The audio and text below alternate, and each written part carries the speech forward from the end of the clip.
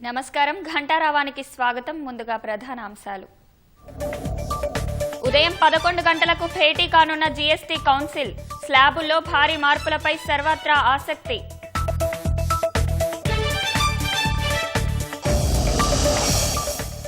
ఇందిరమ్మ ఇళ్ల ప్రారంభోత్సవానికి హాజరు కానున్న సీఎం.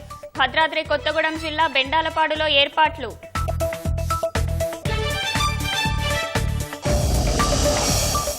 ఇందిరమ్మ ఇళ్లకు తక్కువ ధరకే స్టీలు, సిమెంట్ అందించండి.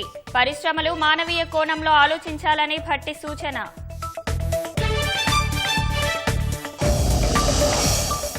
ఇవాళ మధ్యాహ్నం ఎమ్మెల్సీ కవిత మీడియా సమావేశం.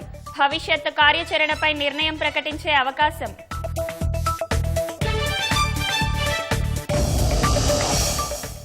గవర్నర్ వద్దకు చేరిన బీసీ రిజర్వేషన్ల పెంపు బిల్లు. మరోసారి న్యాయ సలహా తీసుకోవాలని నిర్ణయం.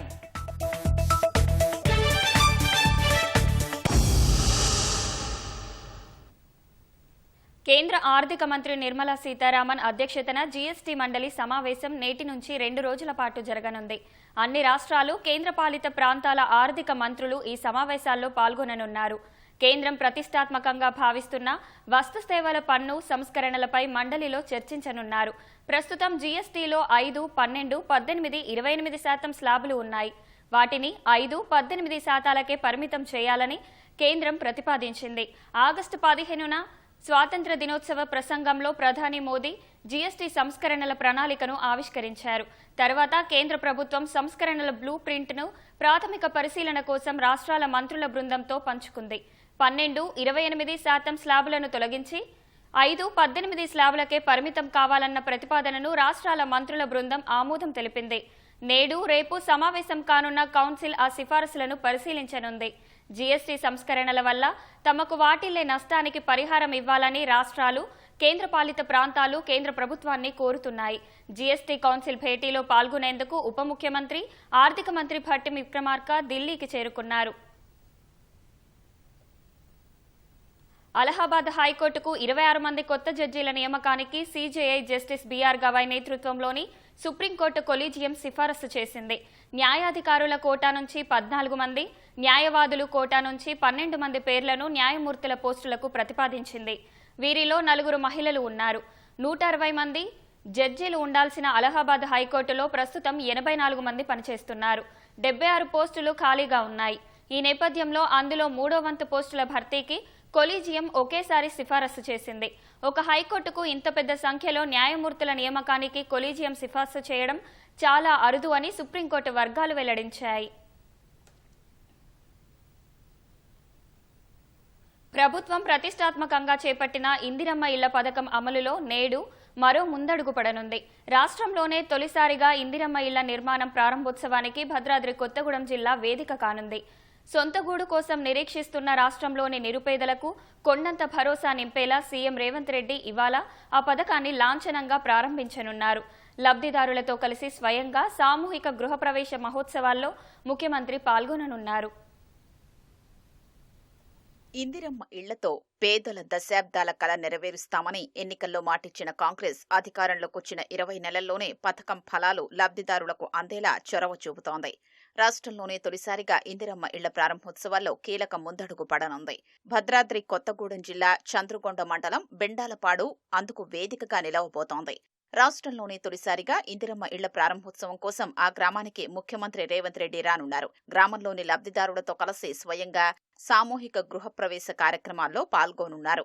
ఉదయం మహబూబ్ నగర్ జిల్లాలో పర్యటించనున్న సీఎం రేవంత్ రెడ్డి అక్కడి నుంచి హెలికాప్టర్లో మధ్యాహ్నం 2:30కు భద్రాద్రి కొత్తగూడెం జిల్లా చంద్రుగొండ మండలం బెండాలపాడు చేరుకోనున్నారు. జిల్లా మంత్రులతో కలిసి ఇందిరమ్మ ఇళ్ల లబ్ధిదారులతో సామూహిక గృహప్రవేశాలు చేయించనున్నారు. అనంతరం దామరచర్ల బహిరంగ సభలో ముఖ్యమంత్రి పాల్గొంటారు. రాష్ట్రంలోని తొలిసారిగా ఇందిరమ్మ ఇళ్ల ప్రారంభోత్సవాలు జరగనున్నందున గృహ నిర్మాణ శాఖ ఈ కార్యక్రమాన్ని వేడుకగా నిర్వహించేలా ఏర్పాట్లు చేస్తోంది. రాష్ట్రంలోనే మొట్టమొదటిసారిగా ఏదైతే ఇందిరమ్మ ఇల్లు ఇచ్చినటువంటి తదనంతరం ఈ గ్రామాన్ని మోడల్ గ్రామంగా చూడాలనే ఆలోచనతో మరి రెవెన్యూ శాఖ మంత్రి గారు ఆదేశాలు జారీ చేసిన తదనంతరం బెండలపాడు గ్రామాన్ని ఎంపిక చేయడం జరిగింది. బెండలపాడు గ్రామంలో 310 మంది అర్హులు ఉన్నారు. ఈ అర్హులందరికీ కూడా ఇళ్ళు ఇవ్వడం జరిగింది. గత 10 ఏళ్ల నుండి ఎదురు చూసినటువంటి ఇందిరం ఇల్లు మాకు రావడంతో చాలా సంతోషంగా ఉందన్న ఆలోచనతో ఇలా గ్రామస్తులందరూ కూడా చాలా ఆనందాన్ని వ్యక్తం చేస్తూ ఉన్నారు. గృహప్రవేశాల కార్యక్రమంగా మరి ఈ నియోజకవర్గాన్ని మరి ఎంచుకోవడం అనేది కూడా నేను ఒక ఎమ్మెల్యేగా వారికి ప్రత్యేకంగా నా నియోజకవర్గ ప్రజల తరఫున వారు ప్రత్యేకంగా ధన్యవాదాలు తెలియజేస్తా ఉన్నా. ఖమ్మం జిల్లాలో ఇందిరమ్మ ఇళ్ల నిర్మాణాలు వేగంగా సాగుతున్నాయి. ఖమ్మం జిల్లాలో 18,344 ఇళ్లకు 9,726 ఇళ్ల నిర్మాణాలు పురోగతిలో ఉన్నాయి. మొట్టమొదటగా పథకం ప్రారంభానికి కేంద్రంగా నిలుస్తున్న బెండాలపాడు గ్రామానికి 310 ఇళ్లు మంజూరయ్యాయి. అందులో 238 ఆదివాసీ కోయలకు కేటాయించారు. వాటిలో 175 ఇళ్లకు మార్కింగ్ చేయగా 57 ఇళ్లు స్లాబ్ లెవెల్, 28 ఇళ్లు రూమ్ లెవెల్, 65 బేస్మెంట్, మరో 25 ఇళ్లు పునాది దశలో ఉన్నాయి. 3 ఇళ్లు పూర్తి కాగా లబ్ధిదారులతో ముఖ్యమంత్రి గృహప్రవేశాలు చేయించనున్నారు. దశాబ్దాలుగా తమకు సొంతింటి కల కలగానే మిగిలిందని, కాంగ్రెస్ ప్రభుత్వంలో ఇళ్ల నిర్మాణాలు పూర్తవుతుండటంతో సంతోషంగా ఉందని లబ్ధిదారులు హర్షం వ్యక్తం చేస్తున్నారు. నాకు గవర్నమెంట్ ఇల్లు ఇచ్చినందుకు సంతోషంగా ఉంది. గుడిసెలో ఉన్నాం మేము.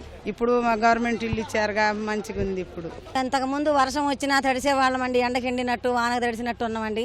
కానీ రేవంత్ రెడ్డి గారు వచ్చారు, జారి ఆదినారాయణ గారు వచ్చారు, కొంగిలేటి సీన్ గారు వచ్చాక మాకు ఇంకా మంచిగా అనిపిస్తుందండి.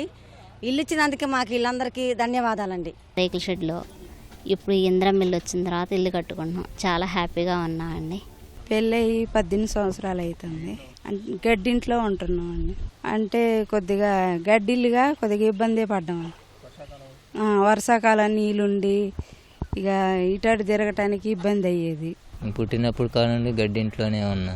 ఈ వాహనాలకి భయంగా అటు ఇటుగానంగా ఉన్నా. ఈ ఇందిరా కాలనీ వచ్చిన కాడ నుండి కతే డాబా కట్టగలిగే, ఇల్లు కట్టగలిగే. ఇప్పుడు కొద్దిగా మనశ్శాంతిగా ఉంది. ఇన్ని ప్రభుత్వాలు మారినా కానీ మా ఊరు జీవితాలు, మా ఊరు ప్రజల బతుకులు మారలేదు. మొన్న ప్రజాపాలన వచ్చిన తర్వాత ఎమ్మెల్యే జారి ఆదినారాయణ గారు మళ్ళీ మన ప్రభుత్వం వస్తే నేను ఎమ్మెల్యేగా గెలిస్తే మీ బాధలు తీరుస్తా అని చెప్పేసి ఆ రోజు పల్లెనిద్దరిలో మాట ఇవ్వడం జరిగింది. ఏకకాలంలో పైలట్ ప్రాజెక్ట్ కింద మా ఊరును ఎంచుకొని 310 ఇళ్ళు ఇచ్చారు.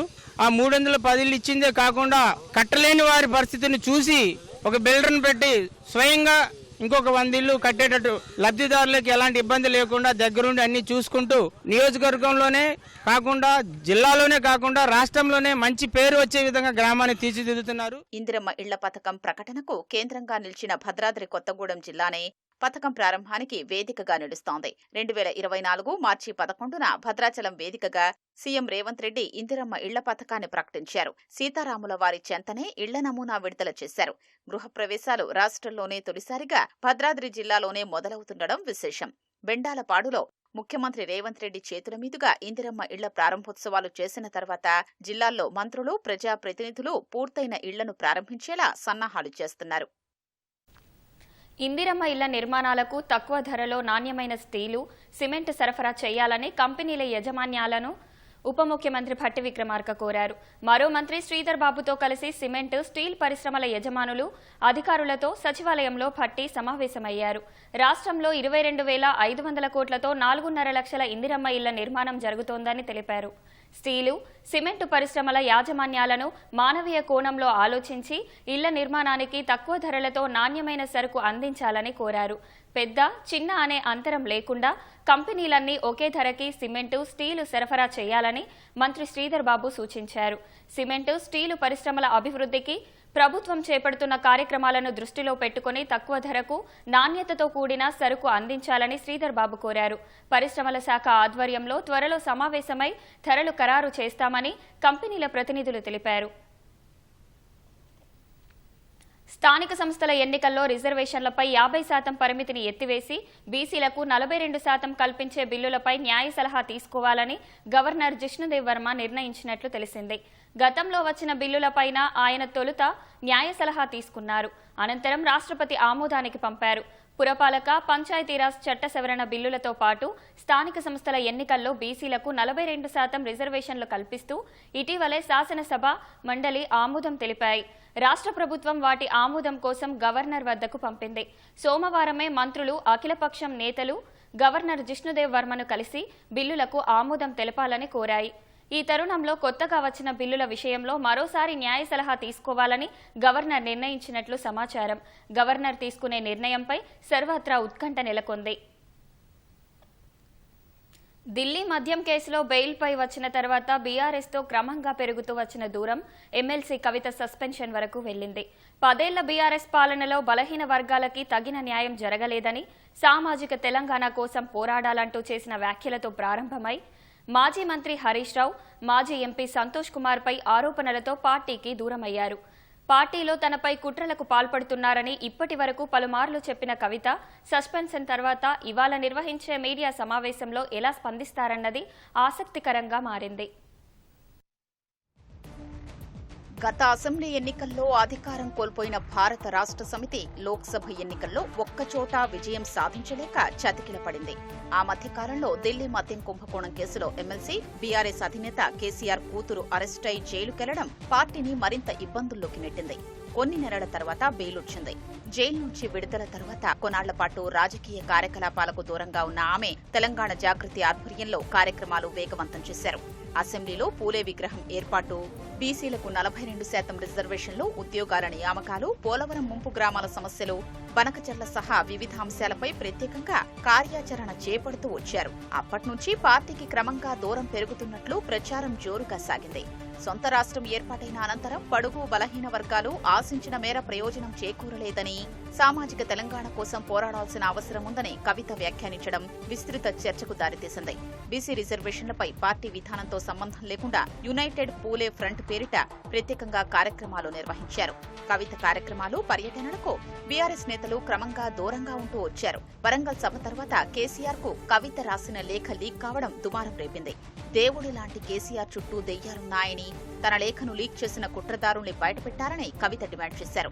ఆ వ్యాఖ్యలపై స్పందించిన కార్యనిర్వాహక అధ్యక్షుడు కేటీఆర్ ఎంతటి వారైనా పార్టీ ముఖ్యమని, రేవంత్ కోవట్టులుంటే ఉండవచ్చంటూ వ్యాఖ్యానించారు. ఆ తర్వాత పలు సందర్భాల్లో మీడియాతో ఇష్టాగోష్ఠిగా మాట్లాడిన కవిత కేటీఆర్, హరీష్ రావు, సంతోష్ కుమార్లను పరోక్షంగా విమర్శలు చేస్తూ వచ్చారు.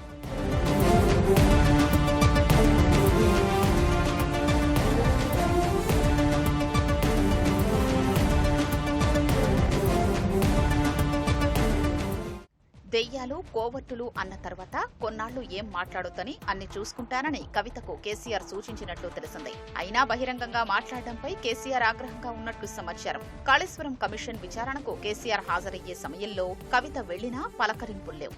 కేసీఆర్ ఆసుపత్రిలో ఉన్న సమయంలోనూ వెళ్లినా అదే పరిస్థితి.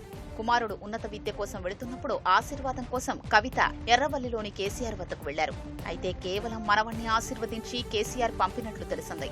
రాఖీ పౌర్ణమికి రాఖీ కట్టేందుకొస్తానని సోదరుడు కేటీఆర్ కి కవిత సమాచారమిస్తే అందుబాటులో లేను అని సమాచారమిచ్చారు. ఇవన్నీ ఒక్కొక్కటిగా దూరం పెంచుతూ వచ్చాయి. అంతకుముందే తెలంగాణ జాగృతికి అనుబంధంగా వివిధ సంఘాల్ని ప్రకటించి సింగరేణి జాగృతిని ఏర్పాటు చేసి మరో సంఘం హెచ్ఎంఎస్ తో కలిసి పనిచేస్తామని కవిత తెలిపారు. ఈ పరిణామాలతో బీఆర్ఎస్ అనుబంధంగా ఉన్న తెలంగాణ బొగ్గుగని కార్మిక సంఘం గౌరవాధ్యక్షురాలి పదవి నుంచి కవితను తప్పించి మాజీ మంత్రి కొప్పుల ఈశ్వర్ను ఎన్నుకున్నారు. ఆ సమయంలో అమెరికాలో ఉన్న కవిత పార్టీలో జరిగే తప్పిదాల్ని ప్రశ్నిస్తే కొందరు కుట్రదారులు తనపై కక్షగట్టారని, వేధింపులకు గురి చేస్తున్నారని ఆరోపించారు.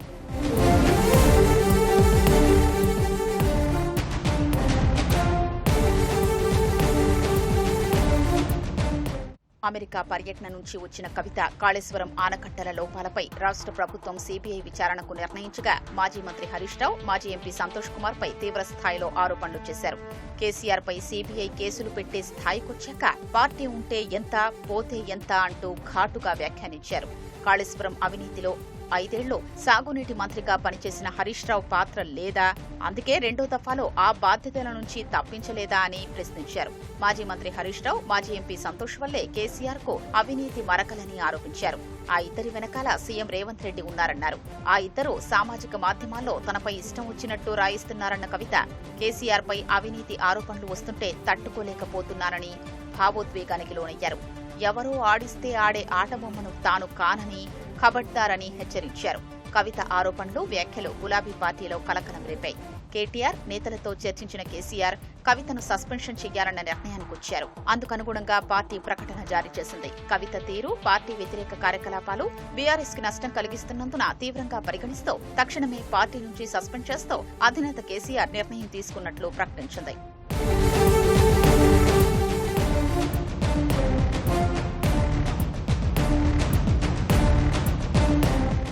2019 2006 నుంచి గులాబీ పార్టీలో క్రియాశీలకంగా ఉన్న కేసీఆర్ తనయ్య ఇప్పుడు పార్టీకి దూరమయ్యారు. నిజామాబాద్ ఎంపీగా 2014లో విజయం సాధించి 2019లో ఓటమి పాలైన కవిత ఆ తర్వాత నుంచి ఎమ్మెల్సీగా కొనసాగుతున్నారు. ప్రస్తుత పదవీకాలం 2028 వరకు ఉంది. అధినేత నిర్ణయాన్ని పలువురు పార్టీ నేతలు స్వాగతిస్తూ సమర్థించారు. సస్పెన్షన్ అనంతరం కవిత ఇవాళ మధ్యాహ్నం మీడియా సమావేశం ఏర్పాటు చేశారు. తాజా పరిణామాల నేపథ్యంలో శాసనమండలి సభ్యత్వానికి రాజీనామా చేసే ఆలోచనలో కవిత ఉన్నట్లు జాగృతి వర్గాలు చెబుతున్నాయి. మీడియా సమావేశంలో కొన్ని కీలక నిర్ణయాలు ప్రకటించడం సహా మరికొన్ని అంశాల్ని బయటపెట్టే అవకాశం ఉందని అంటున్నారు. బీఆర్ఎస్ ఎమ్మెల్సీ కవితను పార్టీ నుంచి సస్పెండ్ చేయడం సబబేనని రాష్ట్ర వ్యాప్తంగా గులాబీ నేతలు అన్నారు. పార్టీలో క్రమశిక్షణ తప్పి వ్యవహరించే ప్రతి ఒక్కరికి ఇదొక గుణపాఠమంటూ వ్యాఖ్యానించారు. పార్టీ సిద్ధాంతాలే ముఖ్యంగా కేసీఆర్ తీసుకున్న నిర్ణయాన్ని స్వాగతించారు. కాంగ్రెస్, బీజేపీ మాత్రం పంపకాల్లో విభేదాలంటూ విమర్శలు గుప్పించాయి. కాళేశ్వరం ప్రాజెక్టులో అవినీతి జరిగిందని ఎమ్మెల్సీ కవిత పరోక్షంగా అంగీకరించారని మంత్రి అడ్లూరి లక్ష్మణ్ వ్యాఖ్యానించారు. హరీష్ రావు, సంతోష్ వెనుక ఉండాల్సిన అవసరం లేదన్న ఆయన కవిత ఆమె కుటుంబ తగాదాలు చూసుకోవాలని తమను లాగవద్దన్నారు. హరీష్, సంతోష్ అవినీతికి పాల్పడ్డారని కవిత ఆరోపించారని కాంగ్రెస్ ఎమ్మెల్యేలు కుంభం అనిల్ కుమార్ రెడ్డి, వేముల వీరేశమన్నారు. కేసీఆర్ కుటుంబం నిజాం నవాబు స్థాయిలో ధనికులు కావాలని పోటీ పడిందని విమర్శించారు. సీబీఐ విచారణ ఇంకా ప్రారంభం కాకుండానే కాళేశ్వరంలో అవినీతి జరిగినట్లు కవిత తేల్చి చెప్పారన్నారు. బీఆర్ఎస్ నుంచి ఎమ్మెల్సీ కవిత సస్పెన్షన్ అంశం ఆ పార్టీ అంతర్గత వ్యవహారమని పీసీసీ అధ్యక్షుడు మహేష్ కుమార్ గౌడ్ అన్నారు. కేసీఆర్ కుటుంబంలో ఆస్తులు, వాటాలకు సంబంధించి తగాదాలు ఉన్నాయని గతంలో చెప్పారని, ఆ వివాదాలే సస్పెన్షన్ కు దారితీసి ఉండొచ్చని అభిప్రాయపడ్డారు. కవిత గారి సస్పెన్షన్ తో కాంగ్రెస్ పార్టీకి సంబంధం లేదు. ఇది ప్యూర్లీ బీఆర్ఎస్ పార్టీ యొక్క ప్రైవేట్ అఫైరు. వారు పార్టీలో జరిగినటువంటి అంశం మీద మేము స్పందించము. నేను గతంలో చెప్పినట్టుగా కేసీఆర్ కుటుంబంలో ఆస్తుల తగాదా ఉంది, వాటాల తగాదా ఉంది. అది సస్పెన్షన్ వరకు దారి తీసుండొచ్చు. ఏది ఏమైనా బీఆర్ఎస్ పార్టీలో జరిగినటువంటి వ్యవహారం మీద మేము స్పందించాము. కాళేశ్వరం అవినీతిపై చర్యలు తీసుకోవడంలో రాష్ట్ర ప్రభుత్వానికి చిత్తశుద్ది లేదని మహబూబ్ నగర్ ఎంపీ డీకే అరుణ ఆరోపించారు. కాంగ్రెస్, భారాస మధ్య జరిగిన లోపాయికారి అవగాహన మేరకే అవినీతికి పాల్పడిన వారిని తప్పించే ప్రయత్నం జరుగుతోందన్నారు. కాళేశ్వరం అవినీతిపై కవిత చేసిన వ్యాఖ్యలు అసలు అంశాన్ని పక్కదారి పట్టించే ప్రయత్నమన్నారు. అవినీతి జరిగిందని కవితే ఒప్పుకుంటున్నారని, కల్వకుంట్ల కుటుంబంలో ఒకరిద్దరు కాదు కుటుంబం మొత్తం అవినీతికి పాల్పడ్డట్టేనన్నారు. కల్వకుంట్ల కుటుంబంలో పంపకాల విభేదాలే లుకలుకలకు దారితీశాయని సిర్పూర్ ఎమ్మెల్యే పాల్వాయి హరీష్ బాబు అన్నారు. కవిత విషయంలో స్పందించిన హరీష్ బాబు ఆమె వద్ద ఉన్న సమాచారాన్ని సీబీఐ తో పంచుకోవాలని స్పష్టం చేశారు. ఎమ్మెల్సీ కవిత బీఆర్ఎస్ కార్యనిర్వాహక అధ్యక్షుడు కేటీఆర్ పై చేసిన వ్యాఖ్యలకు నిరసనగా వరంగల్లో ఆ పార్టీ శ్రేణులు ఆందోళనకు దిగాయి. కేసీఆర్ కు 4 కోట్ల మంది తెలంగాణ ప్రజలే కుటుంబమని వరంగల్ తూర్పు మాజీ ఎమ్మెల్యే నరేందర్ అన్నారు. 60 లక్షల మంది బీఆర్ఎస్ కార్యకర్తలు ఆయన వెంట నడుస్తున్నారని, ఒకరు వెళ్లిపోతే పార్టీకి కలిగే నష్టమేం లేదని వ్యాఖ్యానించారు. కవిత సస్పెన్షన్ సబబేనని, తమ నాయకుడు కేసీఆర్ నిర్ణయానికి కట్టుబడి ఉంటామని సంగారెడ్డి ఎమ్మెల్యే చింతా ప్రభాకర్ అన్నారు. కవిత సస్పెండ్ ను మెదక్ జిల్లా బీఆర్ఎస్ పార్టీ అధ్యక్షురాలు పద్మా దేవేందర్ రెడ్డి స్వాగతించారు. ఎవరైనా క్రమశిక్షణను ఉల్లంఘిస్తే ఇలాంటి చర్యలే పునరావృతమవుతాయని కేసీఆర్ సందేశమిచ్చారన్నారు. జగిత్యాల జిల్లా మెట్పల్లిలోని ఎమ్మెల్యే కల్వకుంట్ల సంజయ్ కార్యాలయంలో కవిత చిత్రపటాలతో ఉన్న ఫ్లెక్సీలను పార్టీ శ్రేణులు తొలగించాయి. కేసీఆర్ తీసుకున్న నిర్ణయాన్ని స్వాగతిస్తున్నామని కూకట్పల్లి ఎమ్మెల్యే మాధవరం కృష్ణారావు అన్నారు. ఇది ఆయన గొప్ప నాయకత్వానికి నిదర్శనమని అభిప్రాయపడ్డారు. రాష్ట్ర వ్యాప్తంగా చేపట్టనున్న అసిస్టెంట్ పబ్లిక్ ప్రాసిక్యూటర్ల నియామక నోటిఫికేషన్ సమర్పించాలని ప్రభుత్వాన్ని హైకోర్టు ఆదేశించింది. ఏపీపీ పోస్టులను భర్తీ చేయకపోవడాన్ని సవాల్ చేస్తూ హైదరాబాద్కు చెందిన బి శ్రీనివాసులు హైకోర్టులో ప్రజా ప్రయోజన వ్యాజ్యం దాఖలు చేశారు. ప్రభుత్వ తరపు న్యాయవాది వాదనలు వినిపిస్తూ 118 ఏపీపీ పోస్టుల నియామకానికి ఆర్థిక శాఖ ఆమోదం లభించిందని, త్వరలోనే నోటిఫికేషన్ జారీ చేయనున్నామని తెలిపారు. పిటిషనర్ తరపు న్యాయవాది విచారణను కొనసాగించాలని కోరారు. సుమారు 262 పోస్టులు ఖాళీగా ఉండగా 118 పోస్టులకు మాత్రమే నోటిఫికేషన్ ఇస్తున్నామని చెబుతున్నారని, గతంలోనూ ఇలాగే పలుమార్లు నోటిఫికేషన్ ఇస్తున్నట్లు చెప్పినా ఇవ్వలేదన్నారు. ఇరువైపుల వాదనలను విన్న ధర్మాసనం నోటిఫికేషన్ సమర్పించాలని ఆదేశిస్తూ విచారణను వారానికి వాయిదా వేసింది. రాష్ట్రంలో ట్రాన్స్జెండర్లకు ఆసరా పింఛన్లు, రిజర్వేషన్ల కల్పనతో పాటు సంక్షేమ పథకాలను అమలు చేయడంలో ప్రభుత్వం జాప్యం ఎందుకు చేస్తుందో వివరణ ఇవ్వాలని హైకోర్టు ఆదేశాలు జారీ చేసింది. విద్య, ఉపాధి రంగాల్లో రిజర్వేషన్లు కల్పించాలంటూ 2023లో ఇచ్చిన ఉత్తర్వులను అమలు చేయకపోవడంపై కౌంటర్లు దాఖలు చేయాలని ఆదేశించింది. 2023లో ఇచ్చిన ఉత్తర్వులను అమలు చేయకపోవడంపై హైదరాబాద్కు చెందిన జయంతి, వసంత, మొగిలి హైకోర్టులో కోర్టు ధిక్కరణ పిటిషన్ దాఖలు చేశారు. ఉత్తర్వులను ఎందుకు అమలు చేయలేదో వివరణ ఇవ్వాలంటూ ప్రభుత్వ ప్రధాన కార్యదర్శి, సాంఘిక సంక్షేమ శాఖ, స్త్రీ శిశు సంక్షేమ శాఖ ముఖ్య కార్యదర్శులకు నోటీసులు జారీ చేస్తూ విచారణను వాయిదా వేసింది.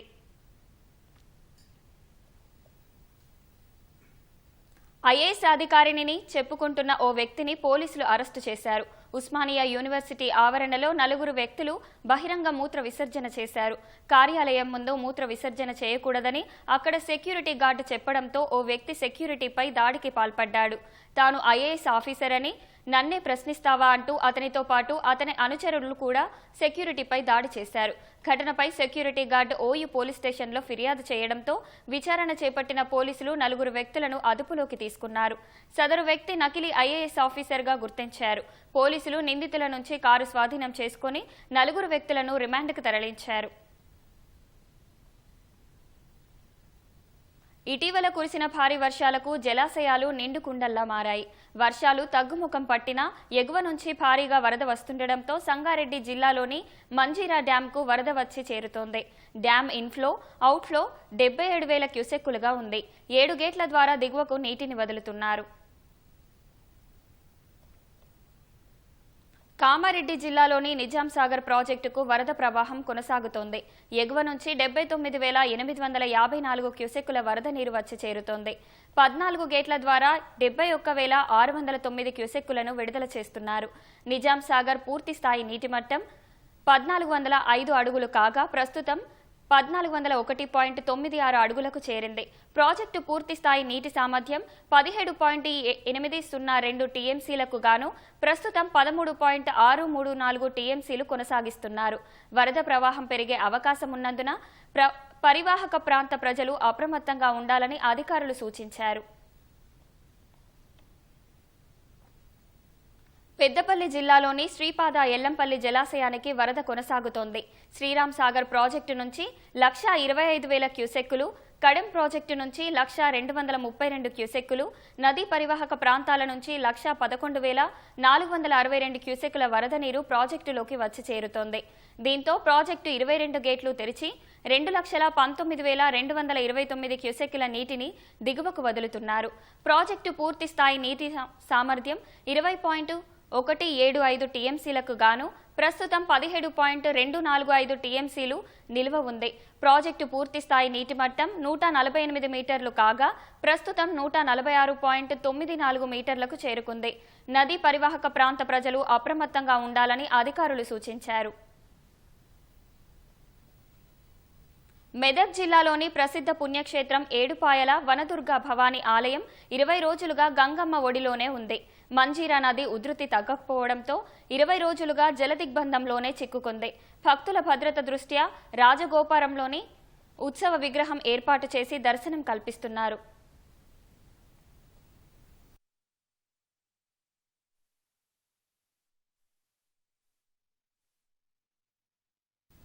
సంగారెడ్డి జిల్లా జహీరాబాద్ మండలం మల్చెల్మ వీరన్న చెరువు మత్తడి కూలి సాగునీరు వృధాగా పోతోంది.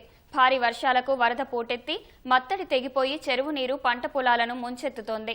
ఈ విషయంపై అధికారులకు ఫిర్యాదు చేసినా పట్టించుకోవట్లేదని రైతులు ఆగ్రహం వ్యక్తం చేస్తున్నారు. అలుగు, మత్తడికి మరమ్మతులు చేసి నీటి వృధా అరికట్టాలని కోరుతున్నారు.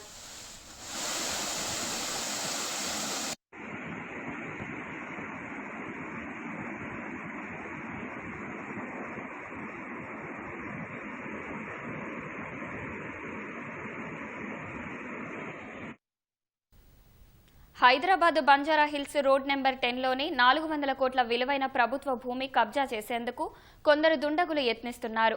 జలమండలి రిజర్వాయర్ పక్కన ఉన్న 5 ఎకరాల స్థలాన్ని పార్థసారథి విజయ్ భార్గవ్ నిందితులు ఆక్రమించేందుకు ప్రయత్నిస్తున్నారని స్థానికులు తెలిపారు. సమాచారం అందుకున్న west zone DCP Vijay Kumar స్థలాన్ని పరిశీలించారు. ఇప్పటికే వారిపై 3 క్రిమినల్ కేసులు నమోదు అయినట్లు పోలీసులు తెలిపారు. తాజాగా వీఆర్ ఇన్ఫ్రా పేరుతో మరోసారి ఆక్రమణకు యత్నించారని వెల్లడించారు. హైదరాబాద్ మహానగరంలో ఒక క్లిష్టమైన పరిస్థితుల్లో ఒక ప్రాణాన్ని కాపాడడానికి మెట్రో కీలక పాత్ర పోషించింది. ఎల్బీ నగర్ కామినేని హాస్పిటల్ నుంచి మాదాపూర్ యశోద హాస్పిటల్కి అత్యవసరంగా గుండె, ఊపిరితిత్తులు తరలించాల్సి వచ్చింది. దీంతో వైద్యులు రోడ్డు మార్గంపై ఆధారపడటం కంటే వేగవంతమైన ప్రత్యామ్నాయం కోసం హైదరాబాద్ మెట్రోను సంప్రదించారు. 27 కిలోమీటర్లు 21 స్టేషన్ల ప్రయాణం కేవలం 45 నిమిషాల్లోనే గుండె, ఊపిరితిత్తులను తరలించారు. మెట్రో అధికారులు, వైద్య నిపుణులు, హాస్పిటల్ బృందం సమన్వయంతోనే ఇదంతా సాధ్యమైందంటున్నారు. ఎల్ఎన్టీ మెట్రో రైల్ లిమిటెడ్ అత్యవసర పరిస్థితుల్లో ఎల్లప్పుడూ సిద్ధంగా ఉంటుందని, నగరానికి లైఫ్ లైన్గా నిలుస్తోందని మెట్రో ఉన్నతాధికారులు పేర్కొన్నారు.